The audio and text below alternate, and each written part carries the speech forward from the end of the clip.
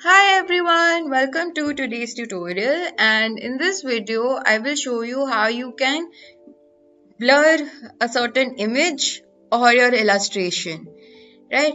So this can happen with the feather tool. Now what the feather tool does is that it will make the edges of your shape or your image more soft or blurry, right? So it's super easy to do, and let's see how that's done. By first, let's create a new document. For this video, I will be using this A4 size document, which is 210 millimeters by 297 millimeters. The orientation will be portrait, and I will give a name to my document, feather tool. So of course you can use any of these preloaded documents provided by Adobe Illustrator, or you could customize it even further by providing in the values in the width and the height options right here. So let's begin. Okay. So I would also like to remind you all to make sure that the Essential Classics options has been switched on from this drop down box below. Then only you will be able to see all these tools right here on your screen.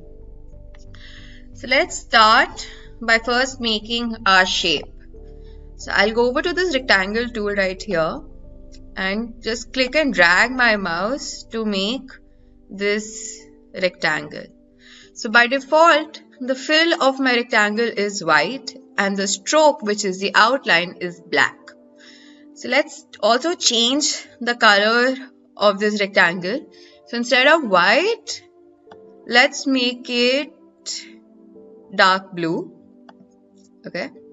So I will also make another rectangle inside my first rectangle like that. Now I will also change the color of this inner rectangle to yellow. Okay. Now I will select both these rectangles like this. Go over to this effect panel right here. Click on it and go over to stylize. And from stylize, I'll select feather. And this box pops up. So what this is asking is the radius. So what the radius does is that radius amount will make the edges of your rectangle blurry or soft, right? So you could add in any value as you want, but for this video I will be sticking to 6 millimeters and I will click on preview. So now you can see both these rectangles edges become blurry, right? And we click on OK, and that's it. So the higher the value of your radius, the more blurry your edges will become, right? So this is how you can do with the shapes, right? So let me also show you how you can use the same effect with an image. So we go to File and we click on Open. So feel free to use any type of image you want to use. It could be of yourself, of your scenery, of a friend, anything, right? Okay, so for this video I will be using this image of a Buddha. So I will just click and drag my mouse and bring my image to my original document like that. Okay. So also scale it down a little by clicking on Shift and Alt and resizing it a little smaller. I'll make it even more smaller like that. Okay. So I'll do this. I'll add the same effect to this image. I'll first select my image like that. Go to Effect, Stylize and Feather. So now instead of 6, I'll change the radius to 3 and click on Preview. Now you can see the edges become slightly less softer as compared to the first shape that we tried with, right? And we click on OK. And there you go. Now this is how you can use the feather image to blur your images or your illustrations, right?